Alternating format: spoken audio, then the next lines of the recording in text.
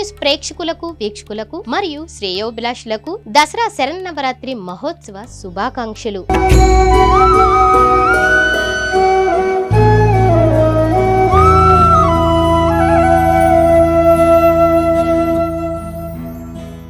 శరన్నవరాత్రి మహోత్సవములలో శ్రీ కనకదుర్గమ్మ వారు శ్రీ మహాచండీ దేవిగా దర్శనమిస్తారు. దేవతల కార్యసిద్ధి, దుష్ట శిక్షణ, శిష్ట రక్షణ కొరకు మహాలక్ష్మి, మహాకాళి, మహాసరస్వతి త్రిశక్తి స్వరూపిణిగా శ్రీ మహాచండీ అమ్మవారు ఉద్భవించినది. శ్రీ చండీ అమ్మవారిలో అనేక మంది దేవతలు కొలువై ఉన్నారు. శ్రీ మహాచండీ అమ్మవారిని ప్రార్థిస్తే సర్వ దేవతలను ప్రార్థించినట్లే. శ్రీ అమ్మవారి అనుగ్రహం వలన విద్య, కీర్తి, సంపదలు లభించి శత్రువులు మిత్రులుగా మారటం, భక్తుల సంకల్పాలు నెరవేరి విజయం సిద్ధిస్తుంది. 28వ తేదీ ఆదివారం నాడు మహాచండీదేవిగా దుర్గమ్మ భక్తులకు దర్శనమిస్తారు. చండీదేవిని కొలిస్తే సర్వ దేవతలను ప్రార్థించినట్లేనని పండితులు చెబుతారు. మహాచండీదేవి అనేది దుర్గామాత యొక్క ఒక రూపం. ముఖ్యంగా దేవతల కార్యసిద్ధి, దుష్ట శిక్షణ మరియు శిష్ట రక్షణ కోసం ఆమె అవతరిస్తోంది. శరన్నవరాత్రుల సమయంలో, ముఖ్యంగా దసరా నవరాత్రులలో 5వ రోజున దుర్గామాత మహాచండీదేవి రూపంలో దర్శనమిస్తోంది.